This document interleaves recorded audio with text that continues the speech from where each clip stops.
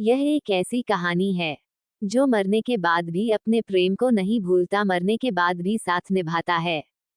दो आत्माओं का मिलन प्रेम कहलाता है और जब इस प्रेम को सामाजिक मान्यताओं के द्वारा को स्वीकार किया जाता है तो यह शादी बन जाती है। शादी यानी विवाह एक अटूट रिश्ता है, जीते जी लोग इसे निभाते हैं।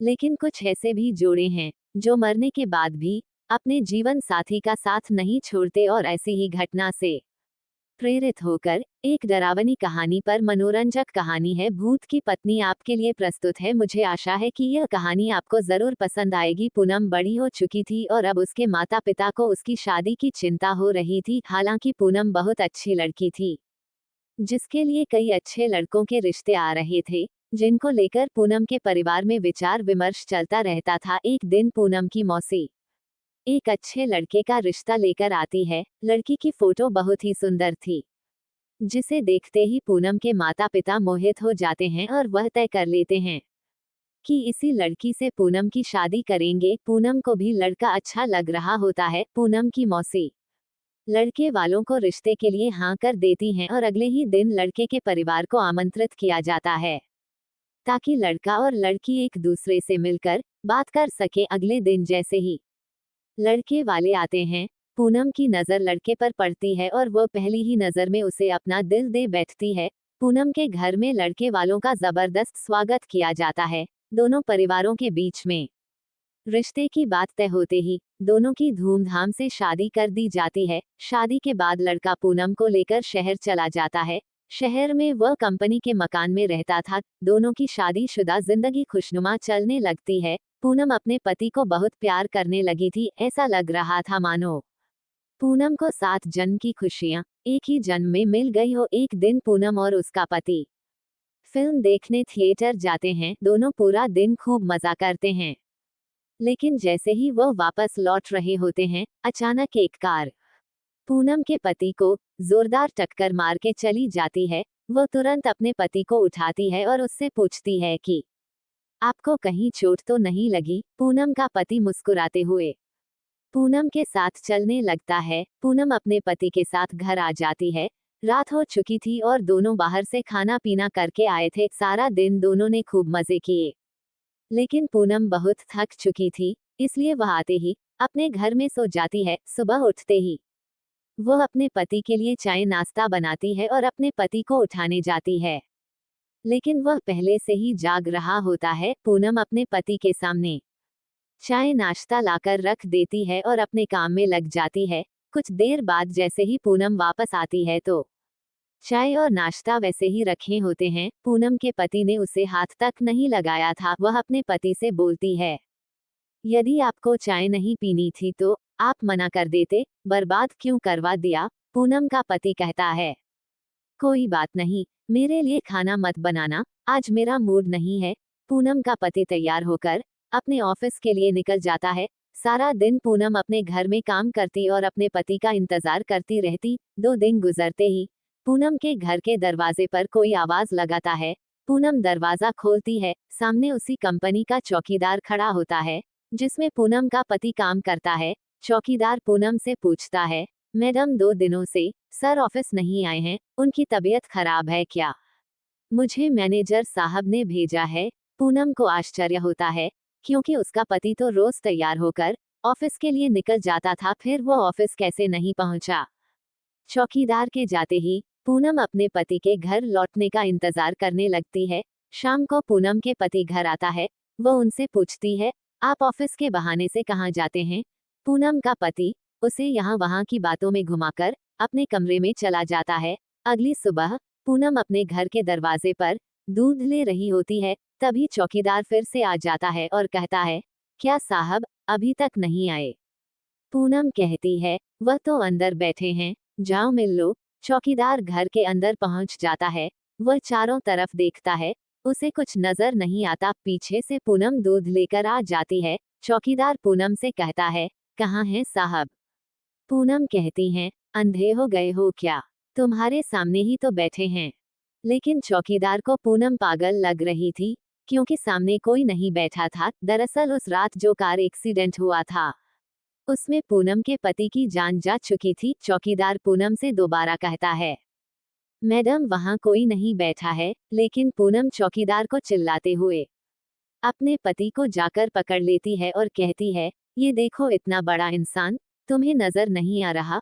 पूनम के साथ कोई दिखाई नहीं दे रहा था। चौकीदार वापस लौट जाता है और कंपनी में जाकर सारी बात कह देता है। जब कई दिनों तक पूनम का पति काम पर नहीं आता तो कंपनी की तरफ से दिया हुआ कमरा खाली करने के लिए नोटिस भेजा जाता है। पूनम नोटिस पढ़ते ही चिंतित हो जाती है और अपने पति से कहती है, आप कंपनी में काम कर रहे हैं, फिर क्यों हमें इस घर से निकलना होगा? पूनम का पति भूत बन चुका था, लेकिन पूनम उसे साधारण समझ रही थी। उसी शहर में एक पुराना घर था जो कई सालों से बंद पड़ा था और वहां कई भूतिया आत्माएं रहती थी। पूनम का पति उसे उसी घर में चलने को कहता है। पूनम अपने पति की बातों में आ जाती है और उसके साथ जाकर वहीं रहने लगती है। पूनम ने इंसानों से रिश्ता खत्म कर दिया था और अपने पति के साथ भूतिया दुनिया में ही जीना सीख गई थी। दरअसल पूनम अपने पति की बातों से पूरी तरह संतुष्ट हो चुकी थी। पूनम को इस भूतिया घर में ही धीरे धीरे डर का एहसास होने लगता है। वो अपने पति के अंदर बदलाव देख रही थी, लेकिन वह अपने पति के प्यार में इतनी दीवानी थी कि उसे एहसास ही नहीं था कि वह भूत की पत्नी बन चुकी थी। कुछ दिनों बाद पूनम के सास ससुर शहर आते हैं। पूनम अपने पति से कहती है, मम्मी पापा का फोन आया था, वह 2 घंटे में स्टेशन पहुंच जाएंगे, उन्हें जाकर ले आओ। पूनम का पति उससे बाहर जाने का बहाना कर देता है और उसी को स्टेशन जाने को कहता है। पूनम अपने सास ससुर को स्टेशन से जाकर ले आती है। सास ससुर आते ही अपने बेटे यानी पूनम के पति के बारे में पूछते हैं। पूनम कहती है, वो अभी किसी काम से बाहर गए हैं, कुछ देर में आ जाएंगे। पूनम अपने सास ससुर के आने से बहुत खुश थी। वह उनके खाने की सारी तैयारियां करने लग जाती है।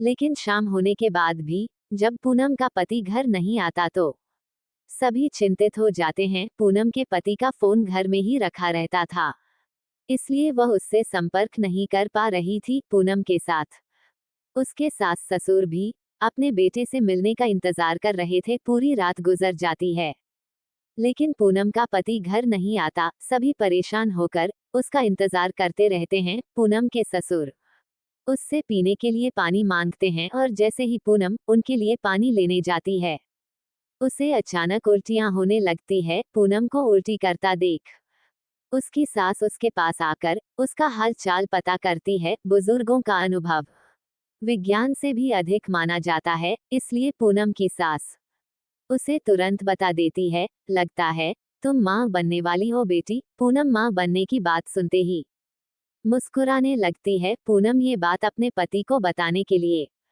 उतावली हो रही थी, लेकिन उसके इंतजार की घड़ियां बढ़ती जा रही थी। देखते ही देखते 5 दिन गुजार चुके थे, लेकिन पूनम के पति का कुछ पता नहीं चल रहा था। तभी तीनों पुलिस थाने में शिकायत दर्ज कराने जाते हैं। पुलिस वाले पूनम से कहते हैं, 5 दिनों से तुम्हारे पति गायब है, लेकिन तुम्हें अब याद आ रही है?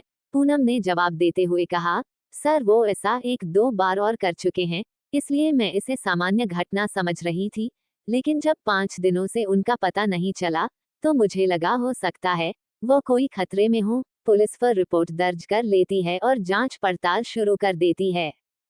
पुलिस की तहकीकात शुरू हो चुकी थी और 2 दिनों में ही पुलिस पूनम के पति की सच्चाई पता चल जाती है और पुलिस वालों की बात सुनते ही पूनम और उसके सास ससुर के पैरों तले जमीन खिसक जाती है। पुलिस के अधिकारी कहते हैं कि आपके पति तो 3 महीने पहले ही कार दुर्घटना में मर चुके हैं और लावारिस समझकर उनका अंतिम संस्कार भी नगर निगम के द्वारा कराया गया था, जिसकी रिपोर्ट सरकारी अस्पताल में मौजूद है। फिर आप कैसे कह रही है कि वह 5 दिनों से लापता है? लेकिन पूनम ये बात मानने को तैयार ही नहीं थी, क्योंकि वह अपने पति के साथ 3 महीनों से दाम्पत्य जीवन गुजार रही थी और उसी के चलते वह गर्भवती भी हो चुकी थी। पूनम पुलिस से अपने बच्चे का जिक्र करती है।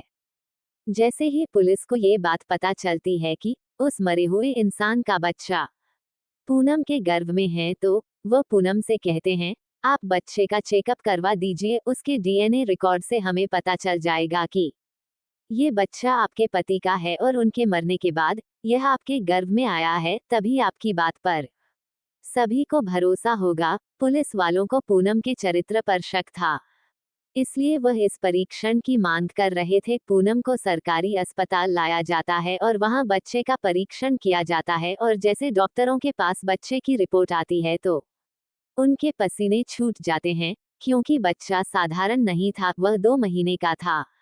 लेकिन उसका विकास 8 महीने के बच्चे के बराबर हो चुका था और अगले ही महीने वह जन्म लेने वाला था। डॉक्टरों के लिए अपने आप में यह ऐतिहासिक बात थी कि 4 महीने में कैसे कोई बच्चा जन्म ले सकता है। डॉक्टर पूनम के हालात के बारे में विचार कर ही रहे होते हैं कि अचानक पूनम के पेट में दर्द बढ़ने लगता है। डॉक्टर पूनम के इतने जल्दी बिगड़ते हुए हालातों को समझ नहीं पा रहे थे। पूनम को आपातकालीन कक्ष लाया जाता है। तभी डॉक्टरों को पता चलता है कि पूनम की डिलीवरी का समय आ चुका है और कुछ ही देर बाद पूनम एक भूतिया बच्चे को जन्म दे देती है। पूनम का बच्चा देखने में बहुत खूबसूरत था, लेकिन उसकी शारीरिक बनावट कुछ अलग थी। उसके दांत जन्म के साथ ही निकले थे और उसकी आंखें लाल थी। डॉक्टरों ने ऐसा बच्चा पहली बार देखा था। डॉक्टर उसका शारीरिक परीक्षण करते हैं। बच्चे के शरीर के अंदर सभी अंग सामान्य इंसानों की तरह ही थे। इस बच्चे के बारे में प्रमाण मिलते ही